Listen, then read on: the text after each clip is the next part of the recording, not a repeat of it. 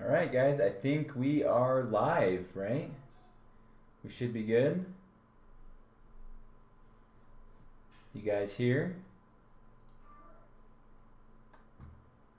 Well, we got a few of you guys already waiting. Excited to continue our Treasure Island adventure. We're going to get started soon. But before we get started, I thought I'd ask you all to answer or to remind us what has happened in these past few chapters. What happened in the last section that we read? If you guys can type that in the chat, what are some of the things that happened? Give you some hints, right? Jim and the rest of the crew, including Long John Silver and Captain Smollett, they were on a boat, the Hispaniola. They traveled to Treasure Island, and they were on the island. So the last section that we read, they were on the island. What happened with chapters 21 through 23 is what we read. Let's see. All I can remember is they went to the cabin thing in the desert. Nice. I don't know why I have such a hard time saying your name. Is it Elena or Elena? Elena. But you're right. Yeah, they went to the log house. The log house was the cabin thing on the island, and that's where they had the fight. Hey, how's it going, everybody? Alia, is that how you pronounce your name? And Leandra are here. And Naili. Good to have you guys here. It's awesome. So awesome. I feel like I don't really know you guys because we've been online this whole time, so it's great to have you guys here. Josh is here. Awesome. Okay, so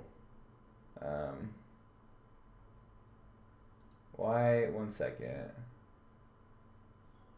I don't know why your things got timed out, Leandra. One second really quick, guys. Let me figure this out. I don't know why.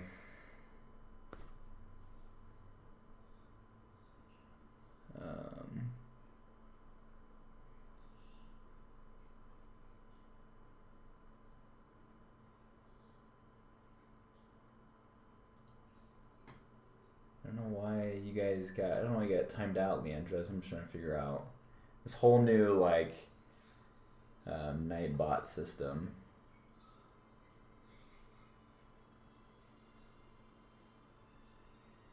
All right, we'll figure it out. Sorry about that. Yeah, sorry, Elena. Sorry, all I see is the YouTube account that you're using, so I just have to remember that it's you that's talking. Okay, so the things that happened. Let's recap what we just read about in the previous chapters 21 through 20 through 23, right? Or 21 through 23.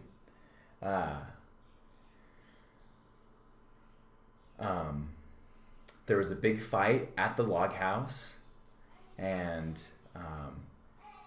Captain Smollett and Jim Hawkins and the doctor, and then they took down about 4 or 5 pirates, and then Long John got away, and then Jim Hawkins, at the very end, the last thing that we read was Jim Hawkins snuck out from his post. He was supposed to be watching part of the log house to make sure no one returned, and he snuck out underneath the radar and ended up getting onto Ben Gunn's, what was it called? The little, I can't remember, guys. Help me remember. He got onto that little boat thing and started paddling out to the Hispaniola, and then he saw red, what is his name? Red something, and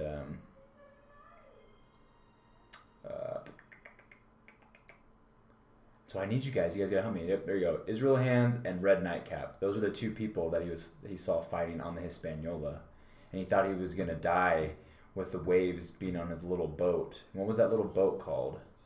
You guys remember? Right here. What is this called? Ben Gunn's boat. A little coracle. That's what it's called. Yep. So long chapters. So right now we just finished. This is chapter 23. Where the ebb tide runs. This is where Jim got onto the boat and saw Red Nightcap and Israel Hands fighting, and we ended with him being tossed to and fro in the little coracle, and he was thinking about the old Admiral Benbow. He was thinking about his home and where he used to be with his mother. That's the Admiral Benbow.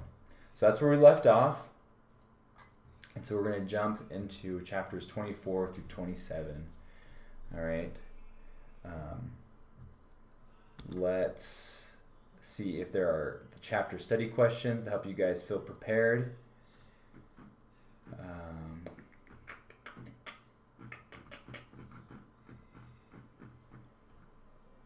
So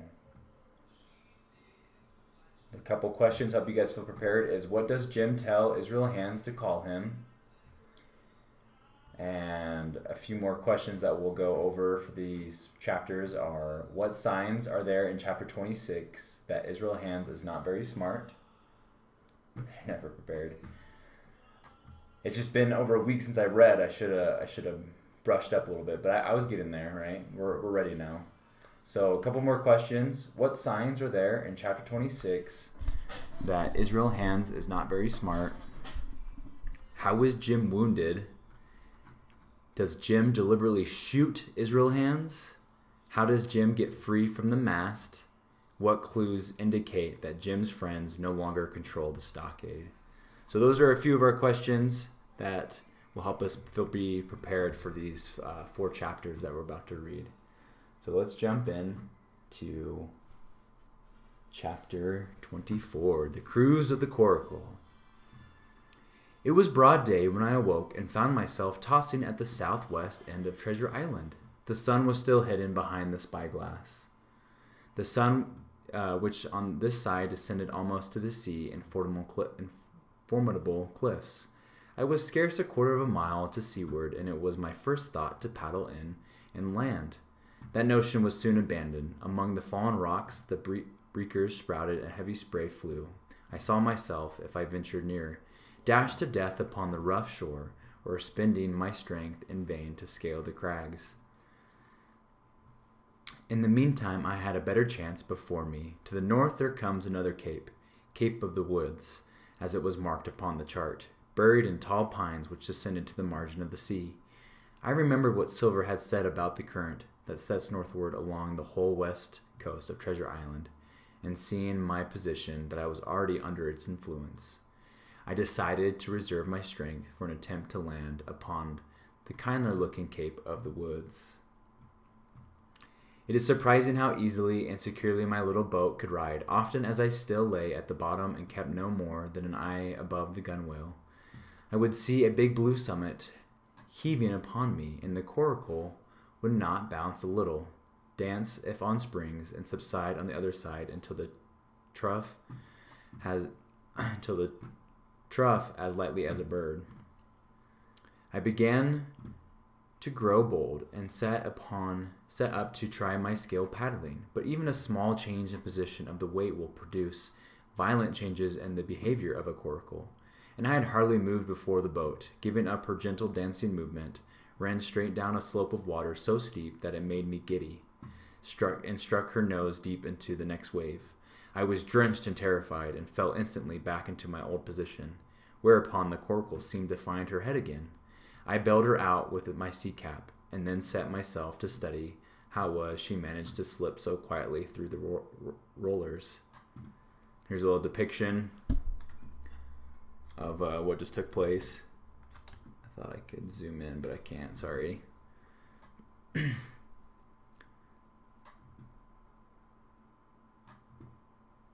Yeah, make sure. Yeah, I'm glad you guys are following along. Make sure you follow along, all right? And then someone was asking about how many questions are on the test. Let me finish this chapter, and then I'll answer that. I found each wave instead of the big, smooth, glossy mountain it looks from shore or from a vessel's deck, was for all the world like any range of hills on dry land, full of peaks and smooth places and valleys. The coracle, left to herself, turning from side to side, made her way through these lower parts and avoided the steep slopes and toppling summits of the wave. I lay on my elbows, and every now and again in the smooth places put the paddle over the side and gave her a shove or two toward land. It was very tiring and slow work, yet I did make progress. It was high time, for I now began to be tortured with thirst.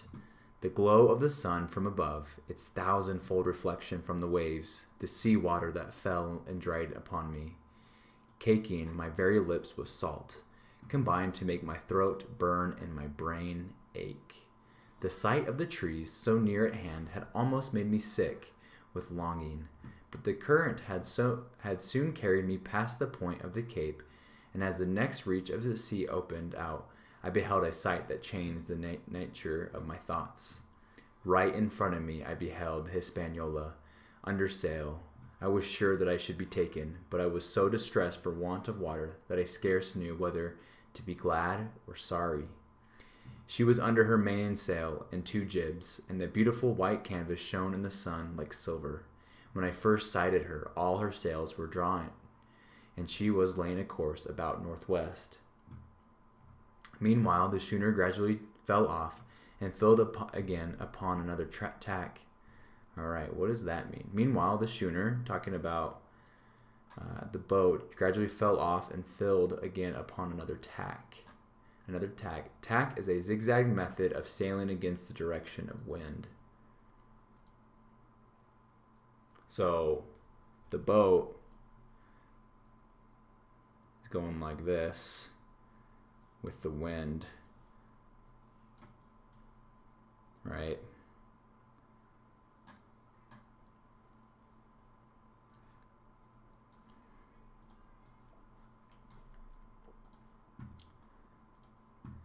So, sailed swiftly for a minute or so, brought up, I'll start at the beginning of this paragraph. So we'll start right here.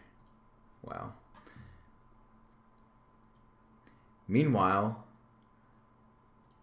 the schooner gradually fell off and filled again upon another tack, sailed swiftly for a minute or so, and brought up once more dead in the wind's eye. To and fro, up and down, the Hispaniola sailed by swoops and dashes, and at each repetition ended as she had begun. With idly flapping canvas, no one was steering. Where were the men? Either they were dead drunk or had deserted her. If I could get on board, I might return the vessel to her captain. The current was bearing coracle and schooner southward at an equal rate. As for the latter's sailing, it was so wild and intermittent that she certainly gained nothing. If only I dared to sit up and paddle, I was sure that I could overhaul her. And the thought of the drinking water beside the fore companion doubled my courage. I set myself to paddle. Once I had to stop and bail, but gradually I got into the way of the thing and guided my coracle among the waves, with only now and then a dash of foam in my face. I was now gaining rapidly on the schooner, and still no soul appeared upon her decks. I suppose she was deserted. If not, the men were lying drunk below, where I might batten them down and do what I choose with the ship. For some time she had been doing the worst thing possible for me. She headed nearly due south, yawing, of course, all the time, and continued to run away from me with the speed of the current. But now, at last, I had my chance. The breeze fell very low, and the current gradually turned her. The Hispaniola revolved slowly round her center, and at last presented me her stern, with the cabin window still open, and the lamp over the table still burning. The mainsail drooped like a banner. She was still, but for the current. I was not 100 yards from her when the wind came again in a clap. She filled on the port tack, and was off again, stooping and skimming like a swallow. My first impulse was one of despair, but my second was towards joy. Round she came. I could see the waves boiling under her. Immensely tall, she looked from my low station, And then I had scarce time to think and to act to save myself. I was on the summit of a swell when the schooner came stooping over. The bowsprit was over my head. I sprang to my feet and leaped, stamping the coracle under water. With one hand I caught the jib boom, and as I clung there, panting, a dull blow told me that the schooner had struck the coracle, and that I was left without retreat on the Hispaniola. All right, so here's a vocabulary word right here, jib boom, the pole running along the bottom of the jib sail. All right, so that was kind of a very descriptive chapter of Jim paddling around the island and then paddling to the Hispaniola, the big boat, the ship, and trying to get on the ship. All right. So Elena is asking if there will be a conference later. No. Tomorrow there will be open office hours from 12 to 2. And then, and then the questions. Let me pull up our questions for you guys. So there will be about 5 or 6 questions. There should be about 5 or 6 questions on each of the chapter study questions. I'm trying to pull it up. So let me go through the questions again that we're covering through this.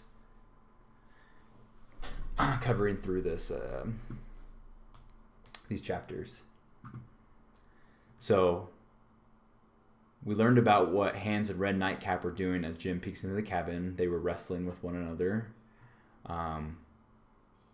We learned what Jim wanted to do and why he wanted to board the Hispaniola, because he wanted to return the ship to its captain. And that's where we learned, that's what we barely read, catching the jib boom, the ship hits the coracle and it sinks. So that's what we read. And then a few more questions to help us be prepared for these next few chapters are, what does Jim tell Israel Hands to call him? What signs are there in chapter 26 that Israel Hands is not very smart? The 5th question is, how is Jim wounded? The next question, does Jim deliberately shoot Israel Hands? 7th question, how does Jim get free from the mast? And the last question is, what clues indicate that Jim's friends no longer control the stockade? So those questions should be in the back of your mind as we read and follow along to help you point those out and to be prepared for your chapter study questions. So we just read about Jim who wakes in broad daylight, and then he, after figuring out how the coracle rides the waves, Jim sees the Hispaniola in front of him in full sail, but no one is steering her. He decides to return to the Hispaniola so he can return the ship to her captain. Driven by thirst, Jim paddles to the schooner. He leaps from the coracle, his little boat, onto the ship and hangs on the jib boom, the rope, and the ship strikes the coracle and it sinks, leaving Jim without a means of retreat. So he can't. That's what we just read. And so Jim is now on the boat and he has no option but to stay on the boat because the ship sunk his little coracle. So there's no test after. I don't think there's a test. I think it's just been the chapter study questions, but I can check after we're done reading and let you know. Let's jump right into chapter 25. Strike the Jolly Roger. I had scarce gained a position of the bowsprit when the flying jib flapped and filled on the other tack, nearly tossing me off into the sea, so he almost fell off. Now I lost no time. I crawled back along the bowsprit and tumbled on the deck. The mainsail concealed from me part of the afterdeck. Not a soul was to be seen. A broken bottle tumbled to and fro like a live thing in the scoopers. What is a scoopers? Or scuppers, depending on how you want to say it. Scuppers. So they are drain holes along the bulwarks. So the kind of the railing that goes along the ship that allows water to run off the decks. So suddenly the Hispaniola came right into the wind. The jibs behind me cracked. The rudder slammed. The whole ship gave a sickening heave and shudder. And at the same moment, the main boom swung inboard, groaning in the blocks, and showed me the afterdeck. Sorry, didn't mean to do that. There were 2 watchmen. Redcap was on his back, as stiff as a handspike, with his eyes stretched out like those of a crucifix. Israel Hands was propped against the bulwark, his chin on his chest, his hands lying open, his face as white as a tallow candle. So right here, this little picture, if you can see it, or if you have your book, the picture is probably a little bit bigger. So if you have your book, you could follow along, obviously, by reading what's on screen, but the book's pretty cool because it has the bigger pictures. So I'll just pull it up.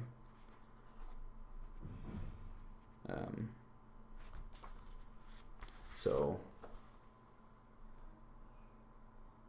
it looks a little bit bigger, right? If you have the book, you can look at that. So that shows Red Nightcap is on the ground, sprawled out like this, and Israel Hands is, the one sitting up right there. The ship kept bucking like a vicious horse, the sails filling on one track, then another, till the mast groaned aloud under the strain. At every jump of the schooner, Redcap slipped, his face fixed in a ghastly teeth disclosing grin. Hands seemed to settle down, too. His feet slid farther out, and his face became hidden. You don't have the same book? Let's talk about that after, Lena. I'll help you out. Right here. I observed around both of them splashes of dark blood and began to feel sure that they had killed each other in their drunken wrath. Remember that we read about how Jim looked into the cabin and saw them fighting, so that's what he's referring to. In a calm moment when the ship was still, Israel Hands turned partly around with a low moan, the moan which told of pain, and the way in which his jaw hung open went right to my heart. But when I remembered the talk I had overheard from the apple barrel, all pity left me. I walked aft until I reached the main mast. "Come aboard, Mr. Hands," I said ironically. He rolled his eyes round heavily, but he was too far gone. He said only one word: "Brandy." It occurred to me there was no time to lose, and I slipped down the stairs to the cabin. It was a scene of confusion. All the locked places had been broken open in quest of the chart. Dozens of empty bottles clinked together in corners to the rolling of the ship. All the barrels were empty, and a surprising number of bottles had been drunk. Since the mutiny began, not a man of them could have been sober. I found a bottle with some brandy left for Hands. For myself, I rooted out some biscuit, pickled fruits, raisins, and a piece of cheese. On deck, I went forward to the water breaker and had a good, deep drink of water before giving Hands the brandy. He took a big drink from the bottle. I sat down in a corner and began to eat. "I've come aboard to take possession of this ship, Mr. Hands. Regard me as your captain." He looked at me sourly, but said nothing. Some of the color had come back into his cheeks, though he still looked very sick. "I can't have these colors, Mr. Hands," I said. I ran to the color lines, handed down their cursed black flag, and chucked it overboard. "God save the king," said I, waving my cap. Here's a little depiction of what we just read. He watched me slyly, his chin on his breast. "I reckon, Captain Hawkins," he said at last, "you want to go ashore? Suppose we talks." "This man," he began, nodding feebly at the corpse, "this man and me got the canvas on her, meaning for to sail her back. Who's to sail this now? Without I gives you a hint, you ain't that man. Now, look here, you gives me food and drink, and an old scarf to tie my wound up, and I'll tell you how to sail her." "I'm not going back to Captain Kidd's anchorage. I mean to get to North Inlet," I said. I can see, can't I?" he cried. "I've tried my fling, and I've lost. North Inlet? Why, I haven't no choice. I'd help you sail her up to Execution Dock, by thunder." We struck our bargain. In 3 minutes I had the Hispaniola sailing easily before the wind along the coast of Treasure Island, with good hopes of turning the northern point before noon and beating down again as far as North Inlet before high water. when we might beach her safely. Then I lashed the tiller and went below to my own chest, where I got a silk handkerchief of my mother's. With my aid, Hans bound up the wound in his thigh, and after he had a swallow or two more of brandy, he sat straighter, spoke clearer, and looked in every way another man. We skimmed before the breeze like a bird, the coast flashing by, and the view changing every minute. Soon we turned the corner of the rocky hill that ends the island on the north. I was elated with my new command and my conscience, which had smitten me hard for my desertion. All right, pause right here really quick. Remember, he talked about a couple of his follies, mistakes that he made, and those that are keeping track of the story and doing the study questions. Remember that Jim has made 2 follies that he's mentioned, and one was jumping onto the boat that was heading to the island in the first place, and Long John Silver saw him. That was a mistake. And then recently we read about his second folly when he left his post. And so he was talking right here how he was excited and felt an ease to his conscience. He felt a burden lifted now that he was doing something right and trying to make up for his desertion when he left his post. So that's a little recap for you. So his conscience was quieted by the great conquest I had made. My contentment was nearly complete except for the eyes of the coxswain as they followed me about the deck, and the odd smile on his face. It was a smile of pain and weakness, but there was also the shadow of treachery. All right, so that's chapter 25 right there. If you have any questions, type them in the chat about the story, or if something doesn't make sense, please type it in the chat. But we'll continue to read, all right? Just 2 more chapters for today, all right? Hope you are enjoying following along, those that are here right now and those that are following along after. I hope you're enjoying this story. Jim Hawkins has experienced a lot, and now he's in command of the Hispaniola and taking it back to the island. All right, so Israel Hands. The wind now hauled into the west. We could run easy from the northeast corner of the island to the mouth of the north inlet. Only as we had no anchor and dared not to beach her till the tide had flowed farther, time hung on our hands. We both sat in silence over another meal. "Captain," said he at length, with that same uncomfortable smile, "here's old Brian. Here's old O'Brien. Suppose you was to heave him overboard. I ain't particular as a rule, and I don't take no blame for killing him, but I don't reckon him ornamental now, do you? I'm not strong enough, and I don't like the job, and there he lies for me," said I. "This here's an unlucky ship, Jim," he went on. "There's a power of men been killed in this Hispaniola, a sight o' poor men dead and gone since you and me took ship. Well, now, I'm no scholar, and you're a lad as can read and figure. Do you take it as a dead man is dead for good, or does he come alive again?" "You can kill the body, but not the spirit. You must know that already," I replied. "O'Brien is in another world, and he may be watching us." "Ah," says he, "well, appears as if killing parties was a waste of time. Howsoever, spirits don't reckon for much, but what I've seen. I'll chance it with the spirits, Jim. And now, I'll take it kind if you'd give me you give me a bottle of wine. This here brandy's too strong." Now, as for the notion of his preferring wine to brandy, I entirely disbelieved it. The whole story was a pretext. He wanted me to leave the deck, but with what purpose I could in no way imagine. His eyes kept wandering up and down, with a flitting glance upon the dead O'Brien. All the time he kept smiling in the most guilty, embarrassed manner, so that a child could have told that he was bent on deception. However, I saw my advantage, and that, with a fellow so stupid, I could easily conceal my suspicions. "Some wine?" said I. "White or red?" "Well, I reckon it's about the blessed same to me," he replied. "So it's strong and plenty of it." "All right," I answered. "I'll bring you port, Mr. Hands, but I'll have to dig for it." I scuttled down the companion with all the noise I I could, slipped off my shoes, ran quietly along the gallery, mounted the forecastle ladder, and popped my head out. I knew he would not expect to see me there.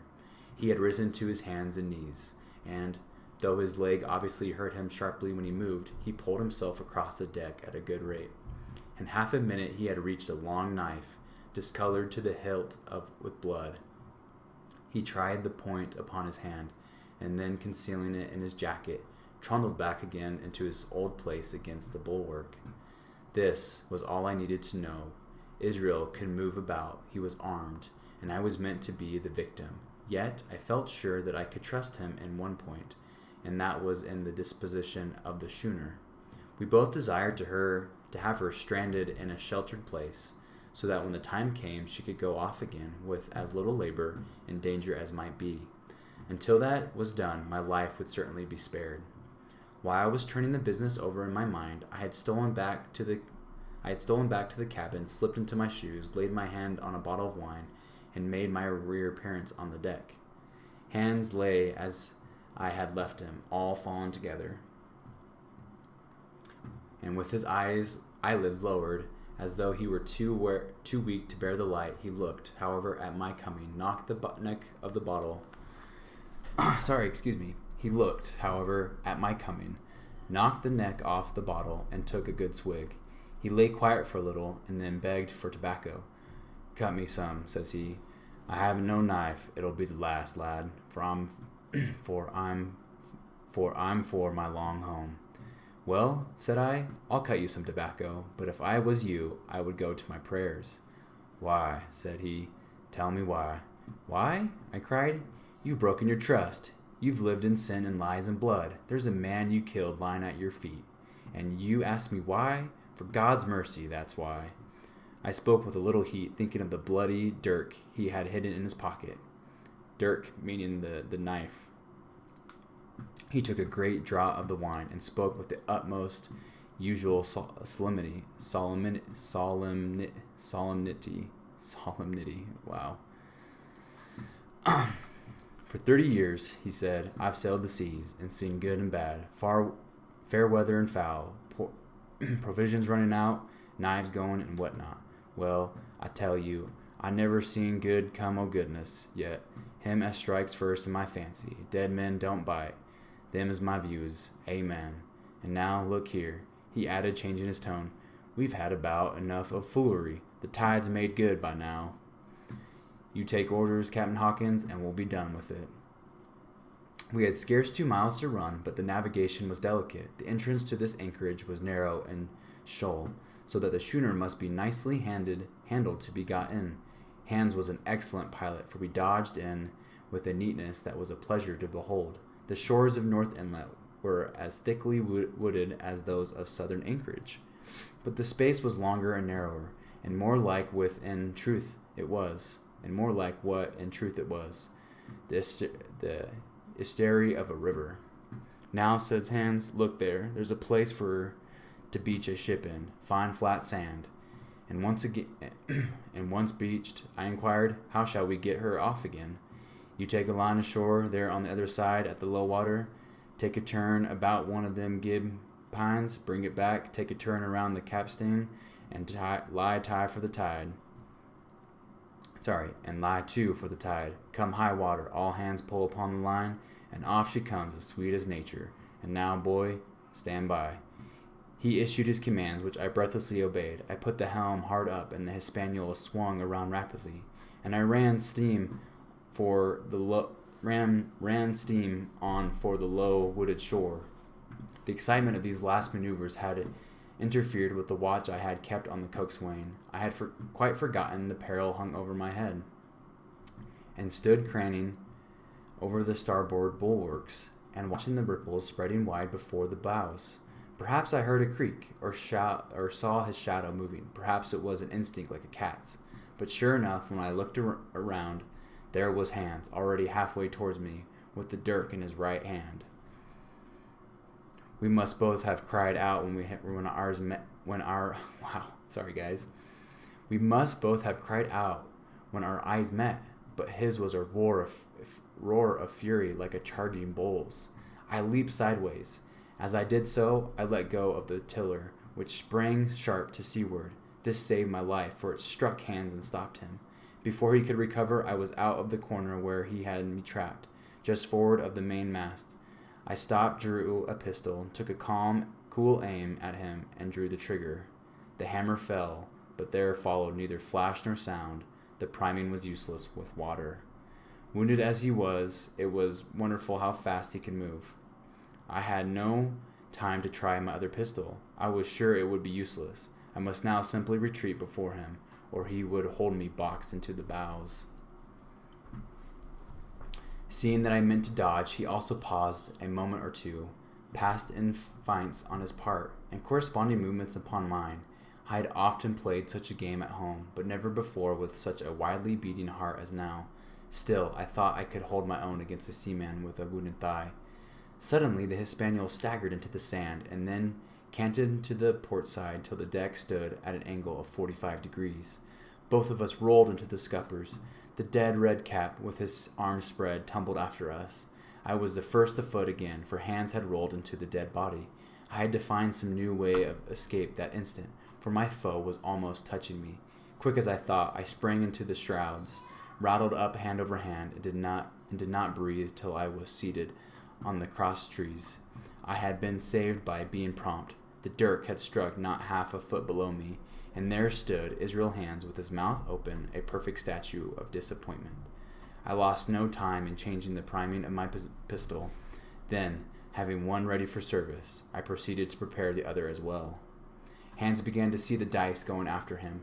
He hauled himself heavily into the shrouds, and, with the dirk in his teeth, began painfully to mount. He was a third of the way up by the time I had readied my pistols. "One more step, Mr. Hans," said I, "and I'll blow your brains out. Dead men don't bite, you know," I said with a chuckle. He stopped instantly. I could see by his face that he was trying to think, and the process was slow and laborious. That I laughed aloud. His face wore an expression of extreme perplexity. In order to speak, he had to take the dagger from his mouth, but in all else he remained unmoved. "Jim," says he, "I'd have had you but for that there lurch. But I don't have no luck. I reckon I'll have to strike, which comes hard for a master mariner to a ship's youngster like you, Jim." I was drinking in his words, as conceited as a cock upon a wall, when back went his right hand over his shoulder. Something sang like an arrow through the air.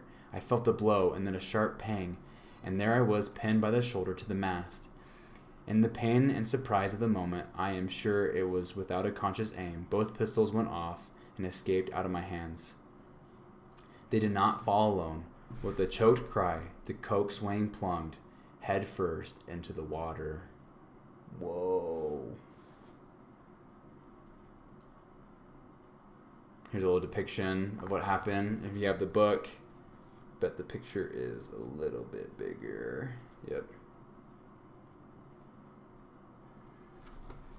Did Jim just shoot Red? Or Israel Hands? Or as they call him also the coxswain? That's pretty intense, guys. Alright, our last chapter. Alright. Chapter 27, Pieces of 8. And that's what the parrot would say, right? Pieces of 8, pieces of 8. Alright, last chapter, guys. Thanks for following along. Thanks for joining. Just probably about 7 more minutes, and we'll be done, alright? Okay, owing to the lean of the vessel, the mast hung far... Sorry. Also, if you're still here, we can have a few minutes after to ask questions or to interact with one another. So those that are here, want to give you guys time to talk with one another. All right, so Pieces of 8, Chapter 27. Owing to the lean of the vessel, the mast hung far out over the water, and I had nothing below me but the surface of the bay. Hands rose once to the surface in a lather of foam and blood, and then sank again for good. As the water settled, I could see him lying on the clean sand in the shadow of the vessel. I began to feel faint and terrified. Hot blood was running over my back and chest. The dirk seemed to burn like a hot iron, yet it was not so much these real sufferings that distressed me. It was the horror I had of falling into that green water near the body of the coxswain. It was my first thought to pull out the dirk, but either it stuck too hard or my nerve failed me. Instead, I gave a violent shudder that was enough to tear away the piece of skin held by the knife. The blood ran down faster, but now I was only tacked to the mass by my coat and shirt. These I broke through with a sudden jerk, and then regained the deck. I went below and did what I could for my wound. It pained me a good deal and bled freely, but it was neither deep nor dangerous, nor did it greatly gall me when I used my arm. Gall meaning like hurt or bug him when he would use his arm. Then I looked around me, and as the ship was now my own, I began to think of clearer its last passenger, O'Brien. He had pitched against the bulwarks, where he lay like some horrible sort of puppet. I took him by the waist as if he had been a sack of bran, and with one good heave tumbled him overboard.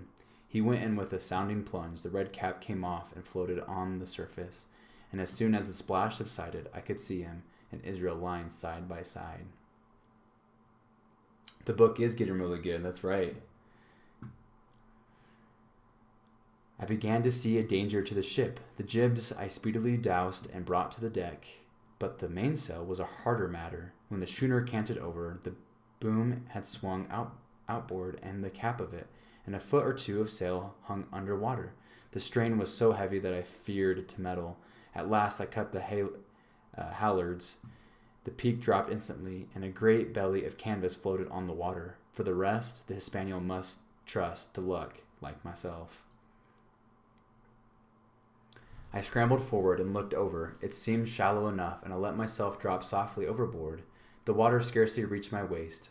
I waded ashore in great spirits. About the same time the sun went fairly down. At last I was off the sea, nor had I returned empty-handed. There lay the schooner, clear from buccaneers and ready for our own men. I couldn't wait to get to the stockade and boast of my achievements. I hoped that even Captain Smollett would confess I had not lost my time. So thinking, I headed for the blockhouse.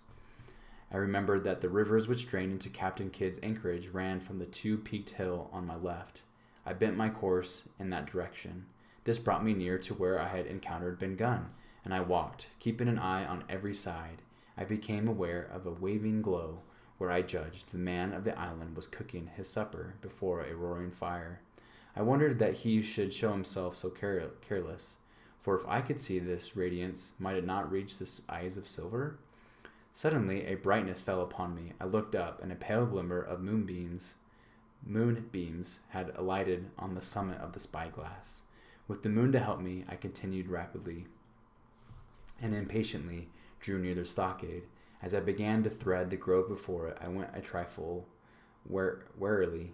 It would have been a poor end to get shot by my own party by mistake. At last I came down upon the borders of the clearing. The western end was already steepened in moonshine. The blockhouse itself still lay in a black shadow, checkered with silvery streaks of light. On the other side of the house, an immense fire had burned itself into embers. There was not a soul stirring, nor a sound. I stopped in wonder, and with a bit of terror, too. It had not been our way to build great fires. I began to fear that something had gone wrong. I stole around the eastern end, keeping close in shadow, and at a convenient place where the darkness was thickest, crossed the palisade. I got upon my hands and knees and crawled towards the corner of the house. As I drew nearer, my heart was suddenly lightened by the sound of my friends, snoring together so loud and peaceful in their sleep. In the meantime, they kept an infamous bad watch. If it had been Silver and his lads now creeping in on them, not a soul would have seen daybreak.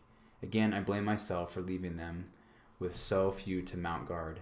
By this time, I had got to the door and stood up. All was dark within. As for sounds, there was the steady drone of the snorers, and a small occasional noise, a pecking that I could in no way account for. With my arms before me, I walked steadily in. I should lie down in my own place, I thought with a silent chuckle, and enjoy their faces when they found me in the morning. My foot struck something. It was a sleeper's leg. He turned and groaned without waking, and then all of a sudden a shrill voice broke forth out of the darkness. "Pieces of 8! Pieces of 8! Pieces of 8!